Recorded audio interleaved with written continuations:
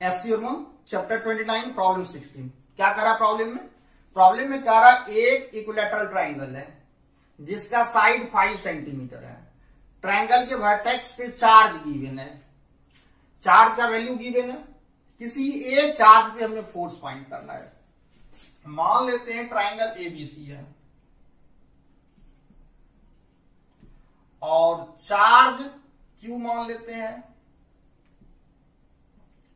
तो Q का value given है 2 इंटू 10⁻⁻6 कूलम्ब। और ट्राइंगल का साइड अगर A मान लें तो A इक्वल टू गिवन है 5 centimetre. 5 centimetre means 5 into 10⁻2 metre. किसी एक चार्ज पे फोर्स फाइंड करना है। मान लेते हैं इस चार्ज पे हमें फोर्स फाइंड करना है, इस चार्ज पे हमें फोर्स फाइंड करना है।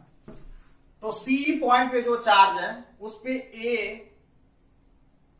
C पॉइंट पे जो चार्ज है उस पे ये चार्ज रिपल्सिव फोर्स अप्लाई करेगा और वह फोर्स इस डायरेक्शन में होगा। अगर ये फोर्स मान लेते हैं F है तो F का वैल्यू क्या होगा K Q1 Q2 bye R square. ये हो गया K Q1 और Q2, Q1 भी Q होगा और Q2 भी Q होगा। ये हो जाएगा Q into Q by R। R क्या होगा ये A स्क्वायर। ये हो जाएगा K Q square by A square. अब C पे B फोर्स अप्लाई करेगा, ये भी रिपल्सिव फोर्स अप्लाई करेगा और यह वैल्यू भी F होगा क्योंकि चार्ज यहां भी Q यहां भी Q और डिस्टेंस यहां भी A है। तो ये फोर्स और ये फोर्स इक्वल होगा और ये फोर्स भी क्या होगा K Q square by A square. अब C पे नेट फोर्स जो होगा वह इसका और इसका रिजल्टेंट होगा। अब एक फोर्स ये F है और एक फोर्स ये F है और ये एंगल थीटा है। तो इस केस में जब इक्वल मैग्नीट्यूड का फोर्स हो और बीच का एंगल थीटा हो तो नेट फोर्स क्या होगा, ये होगा 2F cos थीटा बाय 2। तो इस केस में रिजल्टेंट फोर्स इस डायरेक्शन में होगा, इस डायरेक्शन में रिजल्टेंट फोर्स होगा और ये एंगल 60 है तो ये एंगल 30 होगा और ये एंगल 30 होगा, ये एंगल 60 है। तो एफ नेट क्या मिलेगा, एफ नेट मिलेगा इस फॉर्मूला से 2F cos थीटा बाय 2। तो 2F का वैल्यू हो गया K Q square by A square और ये cos और थीटा का वैल्यू है 60, थीटा का वैल्यू 60 तो ये 60 बाय 2। ये हो गया 2 into K Q square by A square into ये हो जाएगा cos 30, ये हो गया 2K Q square by A square और cos 30 हो गया √3 बाय 2। ये 2 कैंसिल तो ये हो जाएगा √3K Q square by A square. अब ये वैल्यू कैसे फाइंड करेंगे, F इक्वल टू क्या मिला √3K Q square by A square. √3 का वैल्यू 1.7 रख लेंगे, K का वैल्यू 9 इंटू 10⁻9 और Q का वैल्यू 2 इंटू 10⁻6 इसका स्क्वायर और A स्क्वायर, A का वैल्यू 5 इंटू 10⁻2 और इसको सॉल्व कर लेंगे। यही आंसर। SCO chapter 29 problem 17। क्या करा प्रॉब्लम में, एक स्क्वायर है, स्क्वायर के 4 कॉर्नर पे चार्ज गिवन है और स्क्वायर का साइड लेंथ गिवन है। हमें किसी एक चार्ज पे नेट फोर्स फाइंड करना है। कैसे करेंगे फोर्स फाइंड, मान लेते हैं यह एक स्क्वायर है और सभी कॉर्नर पे कितना चार्ज है Q है और साइड लेंथ क्या मान लें, A मान लें। मान लेते हैं इस पे हमें फोर्स फाइंड करना है। मान लेते हैं ये चार्ज C है और ये चार्ज A, ये B और ये D। तो C चार्ज पे D जो फोर्स अप्लाई करेगा वह इस डायरेक्शन में अप्लाई करेगा और ये फोर्स F होगा और इस फोर्स का वैल्यू क्या होगा K Q1 into Q2, Q square upon R square means A square. तो C चार्ज पे D जो फोर्स अप्लाई करेगा वह क्या होगा K Q square by A square. ये फोर्स क्या होगा K Q square by A square. इस फोर्स को हम F मान लेते हैं। अब सी चार्ज पे,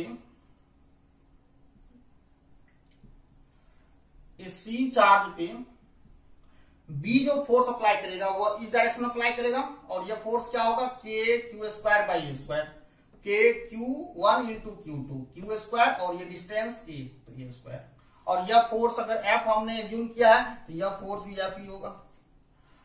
अब सी चार्ज पे ए फोर्स अप्लाई करेगा, इस डायरेक्शन में अप्लाई करेगा, और ये स्क्वायर है तो ये एंगल होगा 45 डिग्री, और ये फोर्स क्या होगा, ये फोर्स हो जाएगा k q one into q two, ये हो जाएगा के क्यू स्क्वायर अपॉन और आर स्क्वायर, ये ए है ये ए है, ये आर होगा तो आर की वैल्यू क्या होगा, ये ए और ये ए, आर इक्वल टू हो जाएगा √2a, तो are square means 2a square. अब ये फोर्स हमने एफ एज्यूम किया है तो ये फोर्स क्या होगा, ये फोर्स F/2 होगा। अब हमें ये फोर्स और ये फोर्स में ऐड करना है।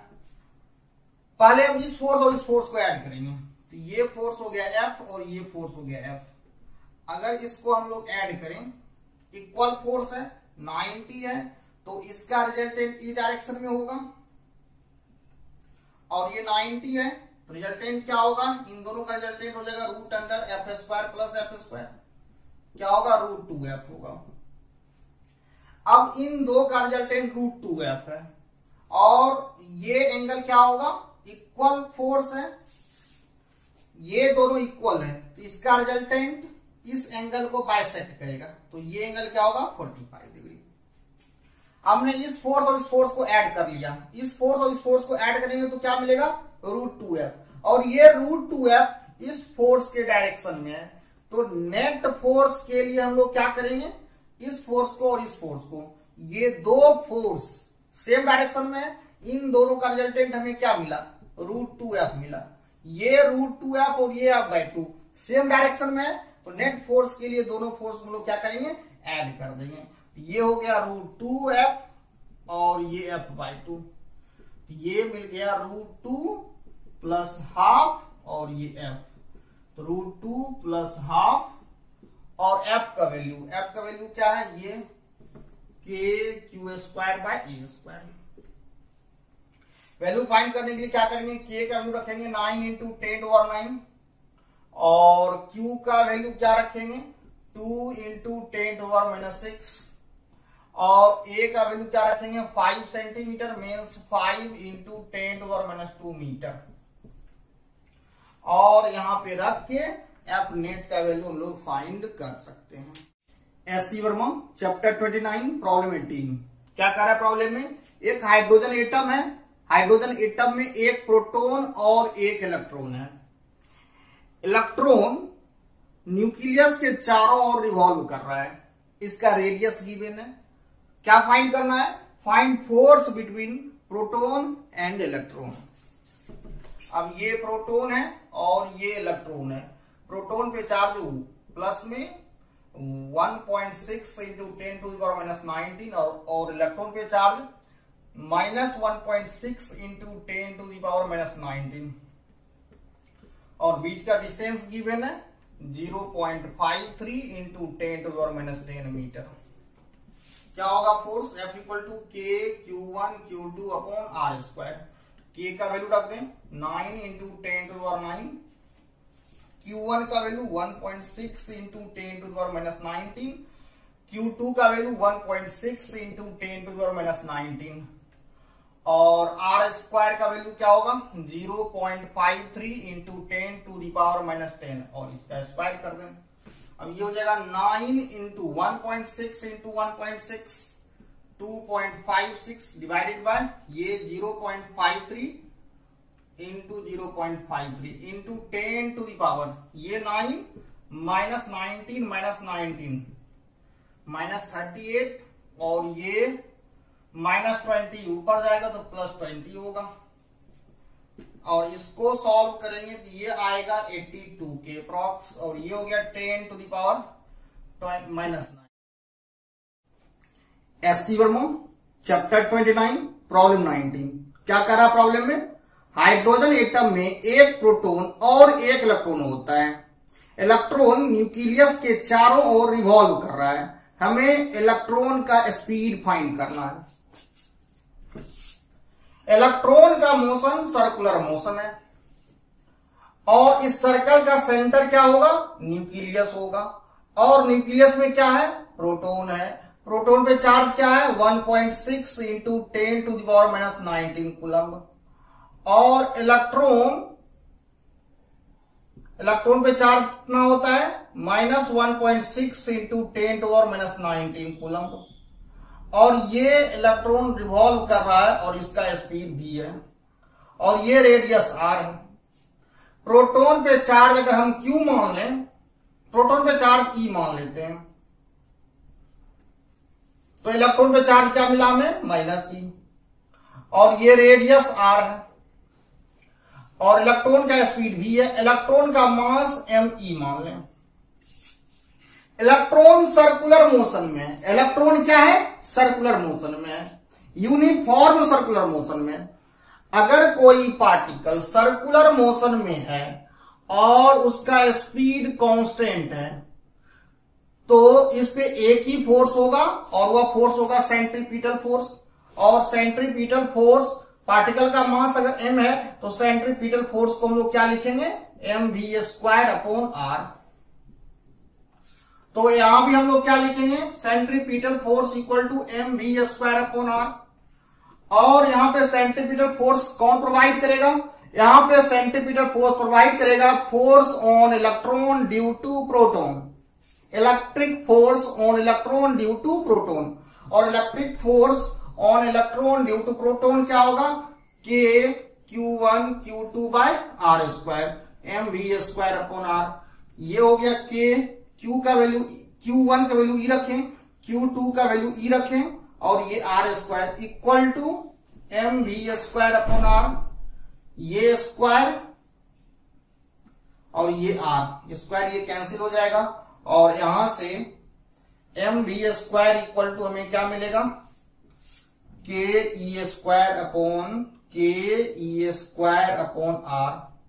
और यहां से v² इक्वल टू क्या मिला, k/mr इंटू e²। और v का वैल्यू क्या होगा, √k/mr इंटू e। तो स्पीड का वैल्यू हमें क्या मिला, √k/mr इंटू e। k का वैल्यू क्या है, 9 इंटू 10 टू द पावर 9। और m क्या है, मास ऑफ इलेक्ट्रॉन, m क्या है यहाँ पे, मास ऑफ इलेक्ट्रॉन, और ये होगा 9.1 into 10 to the power minus 31 kg। और r का वैल्यू क्या है, r का वैल्यू है 0.53 into 10 to the power minus 10 metre. और E इक्वल टू क्या रखेंगे, 1.6 into 10 to the power minus 19 coulomb. और इसको सॉल्व करेंगे तो इसका वैल्यू मिलेगा 2.18 into 10 to the power 6 metre per second. SC Verma chapter 29 problem 20। क्या कह रहा है प्रॉब्लम में, एक्स एक्सिस पे 10 चार्ज रखे हुए हैं, x इक्वल टू 10 सेंटीमीटर पे 1 into 10 to the power minus 8 coulomb charge, x equal to 20 centimetre पे 8 into 10 to the power minus 8 coulomb charge, x equal to 30 centimetre पे 27 into 10 to the power minus 8 coulomb charge है। ऐसे ही x equal to 40, 50, 60, 70, 80, 90 और 100 centimetre पे charge रखे हुए हैं। और एक charge x equal to 0, x equal to 0 means origin पे एक चार्ज 1 कूलम चार्ज रखा हुआ है। हमें 1 कूलम चार्ज पे नेट फोर्स फाइंड करना है। 1 कूलम पे जितने भी चार्ज है, ये चार्ज 1 कूलम पे फोर्स लेफ्ट के डायरेक्शन में अप्लाई करेगा। हमें क्या करना है, सभी इंडिविजुअल चार्ज के लिए 1 कूलम चार्ज पे फोर्स फाइंड करना है। इसके बाद उसका सम ले लेना है क्योंकि सभी का डायरेक्शन लेफ्ट में ही है। तो एफ नेट क्या होगा, सभी इंडिविजुअल चार्ज जो फोर्स अप्लाई करेगा 1 कूलम चार्ज पे उसका सम होगा। अब ये चार्ज 1 कूलम पे कितना फोर्स अप्लाई करेगा?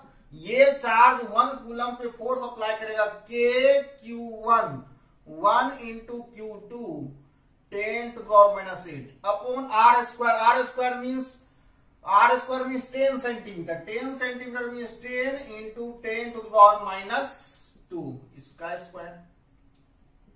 ऐसे ये चार्ज कितना फोर्स अप्लाई करेगा? ये अप्लाई करेगा K इंटू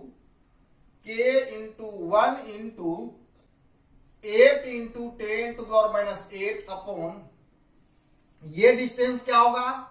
ये डिस्टेंस होगा 20 into 10 to the power minus 2 का स्क्वायर. अब ऐसे ही ये चार्ज कितना फोर्स अप्लाई करेगा? ये अप्लाई करेगा के Q1 इंटू Q2 कितना होगा? 27 into 10 to the power minus 8 upon R square. R का वैल्यू क्या होगा? 30 centimetre. 30 centimetre means 30 into 10 to the power minus 2. और ऐसे ही इसमें कितना टर्म होगा? 10 टर्म होगा. अब सभी में कॉमन क्या होगा? K कॉमन ले सकते हैं और ये 10 to the power minus 8 common होगा और यहां से ये कॉमन आ जाएगा और यहाँ पे 10 है, यहाँ 20 है, यहाँ 30 है, तो ये भी कॉमन आ जाएगा. यानी 10 into 10 to the power minus 2 इसका स्क्वायर. ये कॉमन आ जाएगा. यहाँ पे क्या बचेगा? 1. यहाँ पे क्या बचेगा? 8 और ये 2 का स्क्वायर और यहाँ पे 27 अपॉन और ये 3 का स्क्वायर और कितना टर्म होगा? 10 टर्म होगा. ये हो जाएगा k into 10 to the power minus 8. ये हो गया 10 to the power minus 1 इसका square 10 to the power minus 2 और ये हो गया 1 8/4 2 27/9 ये हो गया 3 और ऐसा कितना टर्म होगा? 10 टर्म होगा. अब k का वैल्यू रख दें. k का वैल्यू हो जाएगा 9 इंटू 10 to the power 9 और ये हो जाएगा 10 to the power minus 6. अब इसमें फर्स्ट टर्म 1 है, सेकेंड टर्म 2, थर्ड टर्म 3, तो 10th टर्म क्या होगा? 10 होगा. अब ये हो गया 9 इंटू 10 to the power 3 और ये क्या है? 10 नेचुरल नंबर का सम है. तो n नेचुरल नंबर का सम क्या होता है? n नेचुरल नंबर का सम होता है n प्लस 1 अपॉन 2. तो यहाँ पे n का वैल्यू क्या होगा? 10. तो ये इसको हम लोग लिख सकते हैं 10 into n into n plus 1. n का वैल्यू क्या है? 10. तो 10 इंटू 10 प्लस 1 11 अपॉन 2. अब इसको सॉल्व कर लें. ये हो गया 2 से ये 5, ये हो गया 9 इंटू 5 45 इंटू 11 और ये 10 to the power 3 45 इंटू 11 45 495 ये हो गया 495 into 10 to the power 3 means 4.95 into 10 to the power 5 Newton. और यह फोर्स किस डायरेक्शन में होगा? ये फोर्स लेफ्ट के डायरेक्शन में होगा.